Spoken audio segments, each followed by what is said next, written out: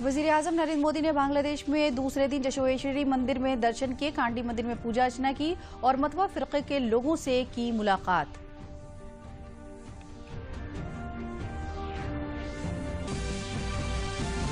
वज़ीर आला योगी आदित्यनाथ ने बहराइच में महाराणा प्रताप के मुजस्समे की नकाब कुशाई की। इस मौके पर उन्होंने बहराइच के लिए 333 करोड़ रुपए से ज्यादा के तकरीबन 115 प्रोजेक्टों का किया इफ्तिताह और रखा संगे बुनियाद।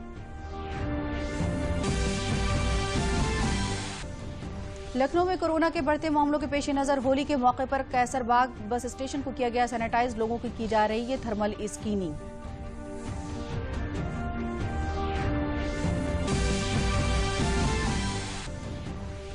और होली पर हर्बल रंगों की बढ़ती मांग को सोनभद्र की खवातीन कर रही हैं पूरा, पलाश के फूलों से बना रही हैं हर्बल रंग, ऑनलाइन हो रही है फरोख्त।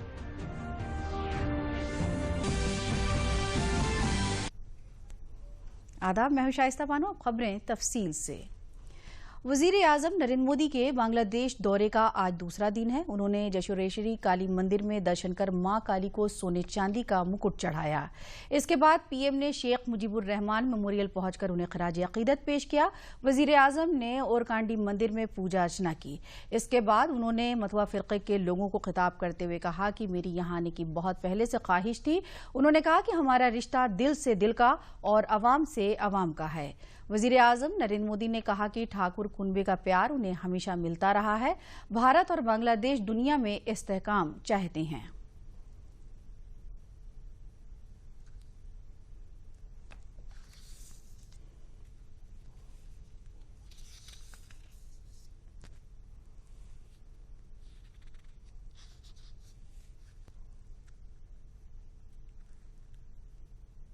मैं आज वैसा ही महसूस कर रहा हूं जो भारत में रहने वाले मातवा संप्रदाय के मेरे हजारों लाखों भाई बहन ओराकांदी आकर जो महसूस करते हैं, आज मैं भी वही महसूस कर रहा हूं। मैं आज यहां आया तो मैंने उनकी तरफ से भी इस पुण्य भूमि को चरण स्पर्श किया है। इस दिन की, इस पवित्र अवसर की प्रतीक्षा मुझे कई वर्षों से थी। साल 2015 में जब मैं प्रधानमंत्री के तौर पर पहली बार बांग्लादेश आया था, तभी मैंने यहां आने की इच्छा प्रकट की थी। वो मेरी इच्छा, वो मेरी कामना आज पूरी हुई। मुझे लगातार श्री श्री हरिचांद ठाकुर जी के अनुयायियां, उनसे प्रेम और स्नेह हमेशा मिलता रहा है। उनके परिवार का अपनापन मुझे मिलता रहा है। मैं आज ठाकुरबाड़ी के दर्शन लाभ के पीछे उनके आशीर्वाद का प्रभाव भी मानता हूं। बांग्लादेश के दौरे पर वज़ीर-ए-आज़म नरेंद्र मोदी ने बांग्लादेश के यौम आज़ादी के प्रोग्राम में बोलते हुए कहा कि सभी हिंदुस्तानियों की तरफ से आप सभी बांग्लादेश के लोगों को दिली मुबारकबाद। इस मौके पर उन्होंने कहा कि बांग्लादेश की आज़ादी के लिए उन्होंने भी सत्याग्रह किया था। बांग्लादेश का राष्ट्रीय दिवस मुख्य अतिथि के तौर पर शामिल हुए प्रधानमंत्री नरेंद्र मोदी। साझी विरासत, संस्कृति और चुनौतियों वाले पड़ोसी देश बांग्लादेश के साथ हर मोड़, हर पड़ाव पर साथ खड़े रहने का भरोसा। स्वर्ण जयंती के थीम सॉन्ग पर ताल से ताल मिलाते प्रधानमंत्री नरेंद्र मोदी ने दुनिया को भारत और बांग्लादेश के बीच अटूट संबंधों को नई ऊंचाइयों पर ले जाने का संदेश दिया। हम दोनों ही देशों के लिए 21वीं सदी में अगले 25 वर्षों की यात्रा बहुत ही महत्वपूर्ण है। हमारी विरासत भी साझी है, हमारा विकास भी साझा है, हमारे लक्ष्य भी साझे हैं, हमारी चुनौतियां भी साझी हैं। हमें याद रखना है कि व्यापार और उद्योग में जहां हमारे लिए एक जैसी संभावनाएं हैं, तो आतंकवाद जैसे समान खतरे भी हैं। इस दौरान बंगबंधु पर इटर्नल फिल्म भी रिलीज की गई। बंगबंधु के जीवन से जुड़ी फिल्म ने स्वतंत्रता संग्राम की यादें ताजा कर दी, जब लाखों बांग्लादेशी बेटे बेटियों ने अपनी भाषा और संस्कृति के लिए अनगिनत अत्याचार सहे जिंदगी को दांव पर लगाया। प्रधानमंत्री मोदी ने बताया कि उन्होंने भी बांग्लादेश की आजादी के लिए सत्याग्रह किया था। बांग्लादेश की आजादी के लिए संघर्ष में, उस संघर्ष में शामिल होना मेरे जीवन के भी पहले आंदोलनों में से एक था। मेरी उम्र 20-22 साल रही होगी जब मैंने और मेरे कई साथियों ने बांग्लादेश के लोगों की आजादी के लिए सत्याग्रह किया था। राष्ट्रीय दिवस के स्वर्ण जयंती और मुजीबुर रहमान के शताब्दी समारोह के अवसर पर बांग्लादेश के राष्ट्रपति ने कोविड महामारी की चुनौतियों समेत दूसरे मौके पर बांग्लादेश के साथ खड़े रहने के लिए प्रधानमंत्री मोदी का आभार व्यक्त किया। India is the closest neighbor and a trusted friend of Bangladesh. I recall with deep appreciation the unstinting moral and material support that the political leaders and the people of India extended to Bangladesh during our war of liberation. कार्यक्रम में संयुक्त राष्ट्र के महासचिव और Britain के प्रधानमंत्री समेत विश्व के दूसरे नेताओं ने भी शिरकत की। हालांकि कोविड महामारी के चलते अधिकतर लोगों ने वीडियो कॉन्फ्रेंसिंग के जरिए कार्यक्रम में भाग लिया। Greetings and congratulations to the government and people of Bangladesh on the 50th anniversary of their independence. The people of Bangladesh have made tremendous strides over the past 5 decades, particularly on issues of social development and disaster preparedness. I congratulate you on this progress, including your forthcoming graduation from the category of least developed countries. It's amazing to reflect on how much your nation has achieved since the circumstance of its birth. It was the visit of Sheikh Mujibur Rahman here in 10 Downing Street in 1972 that was instrumental in forging the friendship between our countries, and I fondly recall being welcomed to Bangladesh with a great deal of warmth and generosity in 2018. Bangabandhu के हौसले नेतृत्व ने यह तय कर दिया था कि कोई भी ताकत बांग्लादेश को गुलाम नहीं रख सकती है। न सिर्फ बांग्लादेश आजाद हुआ, बल्कि आज अपनी स्वतंत्रता की स्वर्णिम जयंती भी मना रहा है। ये समारोह तब और भी खास हो जाता है जब उसके अस्तित्व से लेकर उसके हर दुख सुख में साथ खड़े रहने वाला पड़ोसी देश भारत के प्रधानमंत्री की ओर से दोनों देशों के संबंधों को नई ऊंचाइयों पर ले जाने का भरोसा मिलता है। वज़ीर आला योगी आदित्यनाथ ने जिला महाराजगंज में 279 करोड़ 30 लाख के तरक्याती प्रोजेक्टों का इफ्तिताह किया और संगे बुनियाद रखा और नगर पंचायत चौक के दफ्तर का इफ्तिताह किया। इस मौके पर वज़ीर आला ने कहा कि 16 अजला के लिए सरकार एक पॉलिसी बना रही है, जिसके तहत बेहतर तिब्बी सहूलियात फराहम कराने के लिए पीपी मोड में मेडिकल कॉलेज का कयाम होने जा रहा है। इसमें महाराजगंज जिले भी शामिल है। उन्होंने कहा कि महाराजगंज के वनटंगिया गांव ने कॉन्ट्रैक्ट फार्मिंग शुरू करने की जानिब कदम बढ़ाकर एक मिसाल कायम की है। वज़ीर आला ने कहा कि हम नेपाल बॉर्डर के साथ साथ एक बॉर्डर रोड की भी तामीर करने जा रहे हैं, जिसकी शुरुआत महाराज जिले से होगी। ये रोड अब को महाराजगंज से सीधे पीलीभीत तक लेकर जाएगी और उत्तराखंड के साथ जोड़ने का भी काम करेगी। के अंदर 100 से अधिक नए नगर निकाय बनाए हैं, जिसमें 4 तो अकेले महाराजगंज जिले के अंदर है। ये नगर निकाय लोगों के जीवन स्तर को उठाने के लिए, विकास की एक नई सोच पैदा करने के लिए, रोजगार की संभावनाओं को आगे बढ़ाने के लिए, जब चौक ग्राम पंचायत थी तब एक सफाई कर्मी चौक में रहा होगा, लेकिन अगर नगर पंचायत बन गया है अब दर्जनों सफाई कर्मी चौक में लग जाएंगे जो स्वच्छता के अभियान के साथ जुड़ेंगे। जल निकासी की व्यवस्था होगी, पर्यटन विकास की संभावनाएं बढ़ेंगी, बस स्टेशन बनेंगे, यहाँ पे नगर पंचायत का अपना कार्यालय होगा और कार्यालय एक मिनी सचिवालय के रूप में कार्य करेगा। वहां पर सभी प्रकार की बुनियादी सुविधाएं गांव के लोगों को, गांव इस क्षेत्र के लोगों को, नगर पंचायत चौक से जुड़े हुए लोगों को चौक में ही उपलब्ध होती हुई दिखाई देंगी। आज यहां पर स्वास्थ्य केंद्र का भी निर्माण कार्य लगभग पूरी होने की रफ्तार। पर्यटन केंद्र के रूप में यहाँ पर चौक में बाबा गोरखनाथ मंदिर और माई सुनाड़ी में सुनाड़ी देवी के मंदिर का पुनरुद्धार का कार्य हो रहा है। अन्य जितने भी ऐसे केंद्र हैं जो हमारी आस्था के केंद्र बिंदु हैं, उनके पर्यटन विकास को आगे बढ़ाया जा रहा है। और जल जीवन मिशन के अंतर्गत तमाम नई परियोजनाओं को लेकर के उन परियोजनाओं के साथ परियोजनाओं को आगे बढ़ा करके ये प्रयास प्रारंभ हो रहा है कि जहां पर पेयजल की योजना लागू होनी है वहां पेयजल की सुविधा उपलब्ध कराएंगे।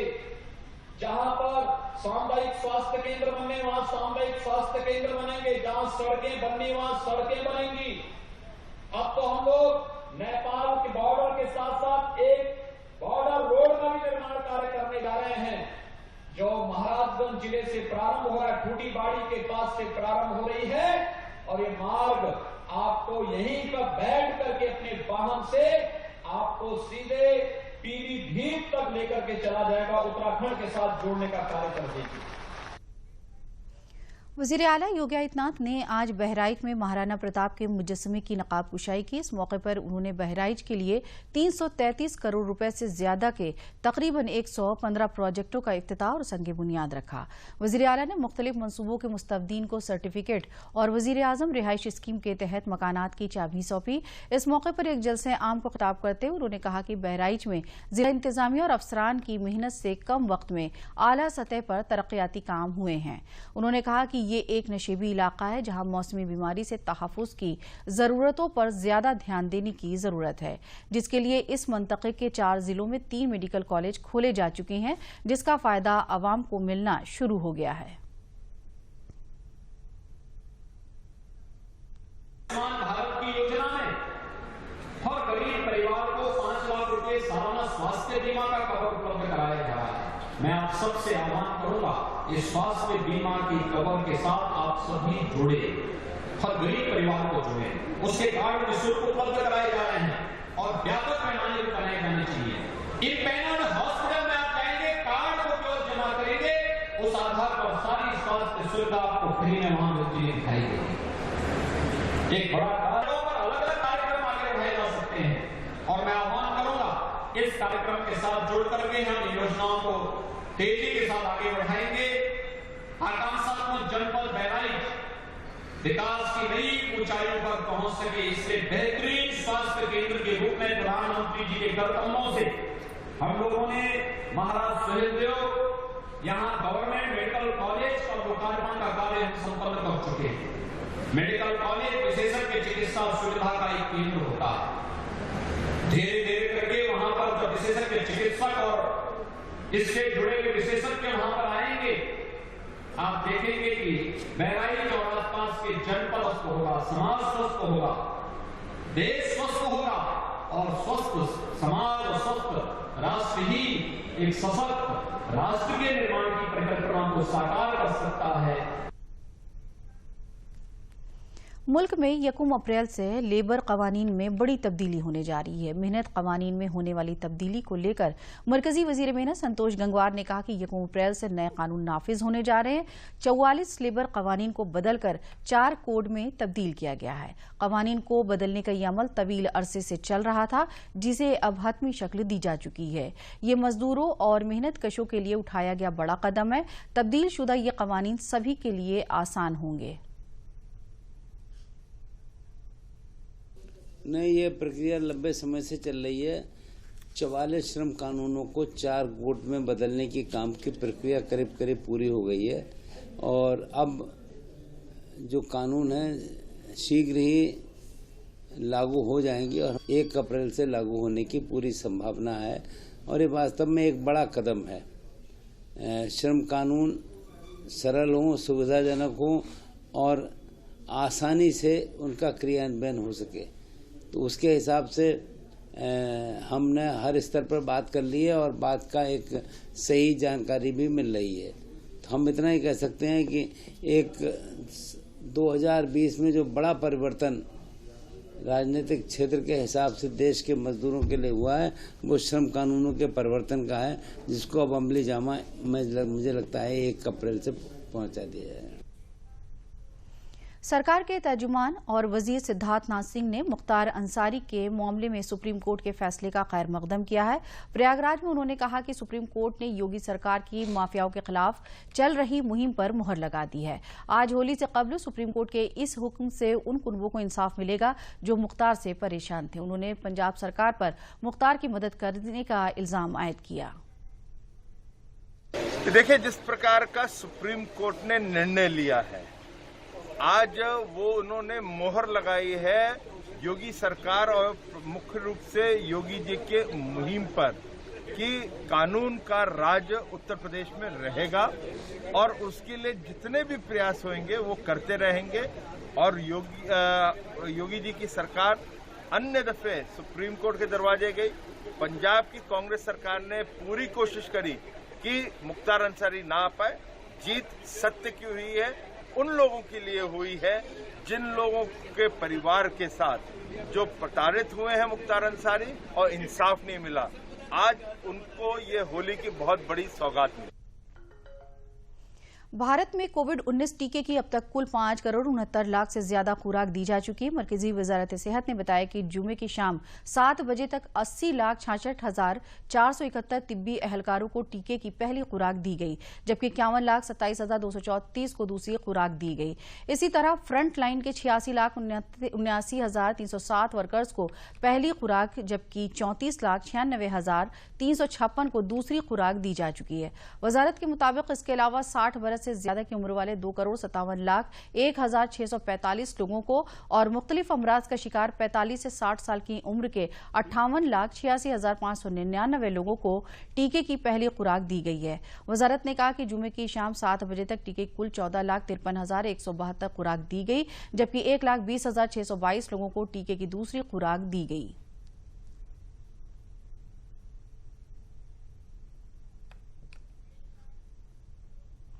मुल्क की 5 रियासतों महाराष्ट्र, पंजाब, कर्नाटक, छत्तीसगढ़ और गुजरात में कोविड के मामलों में तेज इजाफा देखा जा रहा है। इस दरमियान मरकजी दाखिला सेक्रेटरी अजय भल्ला ने सभी रियासतों और मरकज के जेर इंतजाम सूबों को आइंदा त्योहारों पर कोविड-19 वबा को जहन में रखते हुए जरूरी इकदाम करने के लिए खत लिखा है। मध्य प्रदेश सरकार ने रियासत के 5 मजीद शहरों में इतवार को लॉकडाउन लगाने का ऐलान किया। वहीं महाराष्ट्र सरकार ने पूरी रियासत में इतवार से नाइट कर्फ्यू लगाने का फैसला किया है। दरियासना कोरोना से हिफाजत के लिए सरकार की कोशिशें जारी हैं। इसी के तहत मुल्क भर में 5.69 करोड़ से ज्यादा लोगों को कोरोना वैक्सीन दी गई।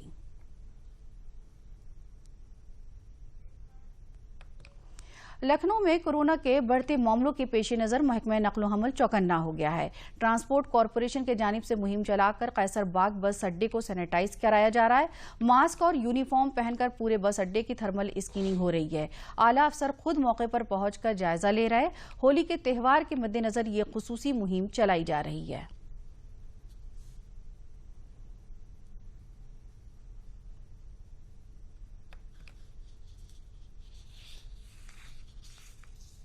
हमारे बस स्टेशन के अंदर 2 शिफ्टों में कोरोना की टेस्टिंग स्वास्थ्य विभाग द्वारा बराबर कराई जा रही है, जिसमें हम लोग पूरा सहयोग कर रहे हैं। इसके अलावा हम डेली अपने बस अड्डे यात्री हॉल को सैनिटाइज कराते हैं। थर्मल स्कैनिंग 24 आवर चलती है। थर्मल स्कैनिंग अब जो बैठे यात्रियों की घूम घूम कर भी की जा रही है और लोगों को कोरोना के प्रति जागृत भी किया जा रहा है। मास्क पहनने के लिए लोगों से कहा जा रहा है ताकि कोरोना के प्रसार को रोका जा सके, चैन को तोड़ा जा सके।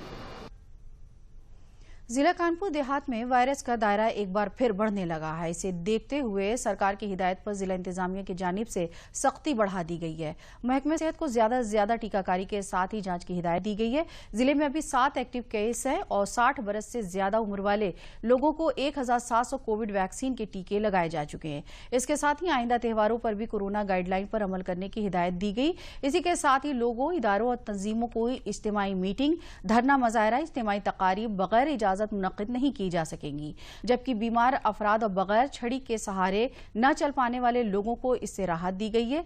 जिला मजिस्ट्रेट जितेंद्र प्रताप सिंह ने 20 अप्रैल तक जिले में दफा 144 नाफिज करने की हिदायत दी है।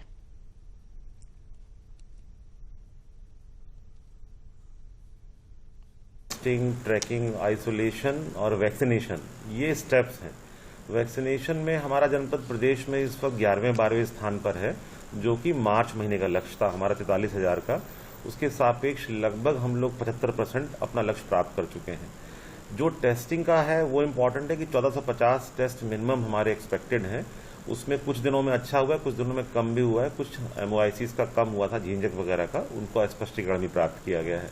तीसरी बात यह है कि जो बाहर से आने वाले लोग हैं होली के समय पे, उनके चिन्हांकन की बात है, तो उनको चिन्हांकन के लिए निगरानी समितियों को रीएक्टिवेट किया गया है, ताकि कहीं अगर बाहर से लोग आए हैं तो उनकी सूचना मिल जाए और MOIC के माध्यम से बाहर वालों का टेस्टिंग फौरन हो जाए और उनके परिणाम आने तक वो जो है आइसोलेशन में रह जाए, और अगर टेस्टिंग में वो निगेटिव पाए जाते हैं तो ऑफ कोर्स फिर आगे वो कार्य अपना कर सकते हैं। प्लानिंग डायरेक्टर KN सिंह ने कोविड के बढ़ते मरीजों को देखते हुए कहा है कि गांव और घरों में मौजूद जड़ी बूटियों से कोविड से तहफ्फुज मुमकिन है। लोग इसे कुदरती तौर से हासिल कर सकते हैं, इसका कोई साइड इफेक्ट भी नहीं है। ये जड़ी बूटियां कुव्वते मदाफत बढ़ाती हैं, जिसमें कोविड समेत कई बीमारियों से बचा जा सकता है। अन्यथा सिर्फ वैक्सीन और एलोपैथिक मेडिसिन के सारे ठीक करना असंभव है। यही कारण है कि दोबारा कोरोना वायरस नए रूप में उभर रहा और ठीक कर पाना कठिन हो रहा। होली का खुमार लखनऊ के लोगों पर चढ़ने लगा है। बगैर रंग की होली का तस्वुर नहीं किया जा सकता, लेकिन मुश्किल ये है कि आजकल इन रंगों में मौजूद जो केमिकल रहते हैं वो हमारी जिल्द और आंखों के लिए मुजिर होते हैं। NBRI ने इस मसले का हल तलाश कर लिया है। NBRI ने हर्बल गुलाल तैयार किया है जो एंटी बैक्टीरियल, एंटी एलर्जिक और इको फ्रेंडली है। इन रंगों को मंदिरों में चढ़ाए गए फूलों से तैयार किया जाता है।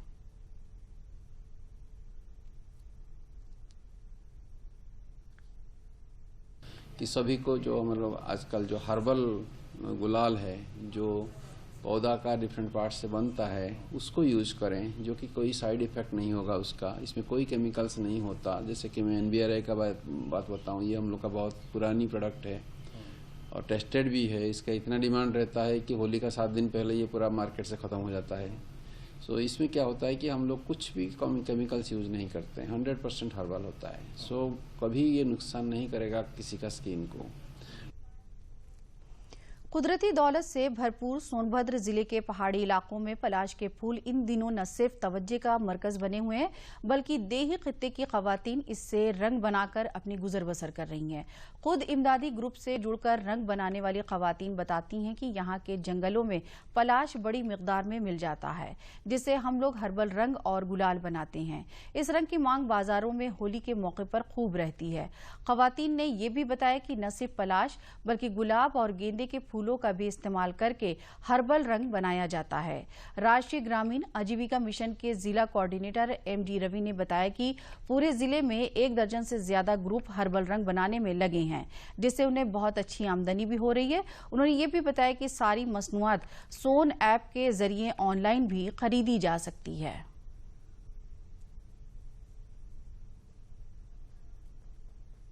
के फूल के पंखुड़ी को अलग करके उसके साफ पानी में धुलेंगे, पानी उबालेंगे, उबलते हुए पानी में 10 से 15 मिनट पकाएंगे। उसे नीचे उतार के ठंडा होने के बाद छान के उसके अर्क को अरारोट में मिला करके रख देंगे। सूखने के बाद मिक्सर ग्राइंड करेंगे, उसमें गुलाब जल मिलाएंगे, मिलाने के बाद उसे पैक करेंगे। पैक करने के बाद हम मार्केट में उसे लाकर बेचेंगे। 1 किलो हमें गुलाल बनाने के लिए उसमें 80 रुपए का लागत है, जिसे हम 1 किलो बेचने के लिए 150 रुपए में बेचते हैं। यहाँ पर बहुतायत मात्रा में जो है आप देखेंगे कि यहाँ पर वो पलाश के फूल पाए जाते हैं, जिसका कोई उपयोग नहीं है। तो यहाँ पे जो समूह की जो महिलाएं हैं वो क्या करती है कि पलाश के फूलों को इकट्ठा करती हैं।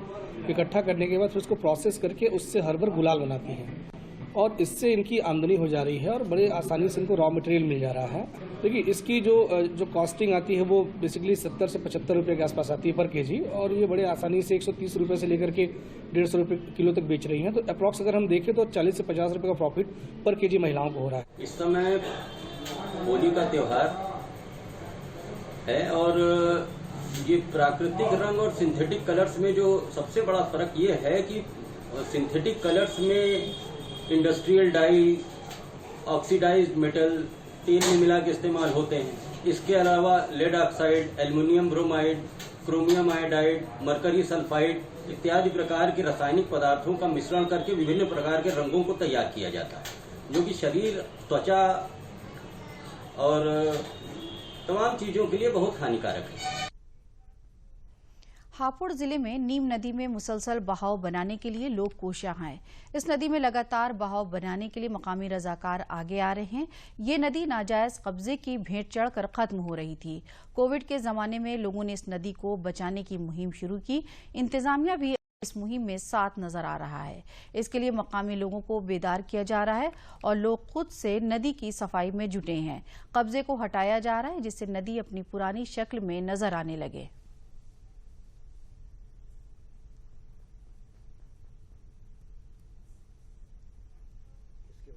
और ये नदी दोआब क्षेत्र की एक प्रमुख नदी है। गंगा और यमुना के बीच की नदी है, जो मेरे इस क्षेत्र के 25-30 गांवों को हरा भरा बनाती हुई जाती थी, लेकिन कुछ समय से ये मृत प्राय हो गई थी और हम नीम नदी संसद प्रत्येक गांव की बना के इस नदी के पुनरुद्धार की योजना बना रहे हैं। तो ये नदी एक ऐसी नदी है इसी के साथ खबरें खत्म। इजाजत दीजिए। आदाब।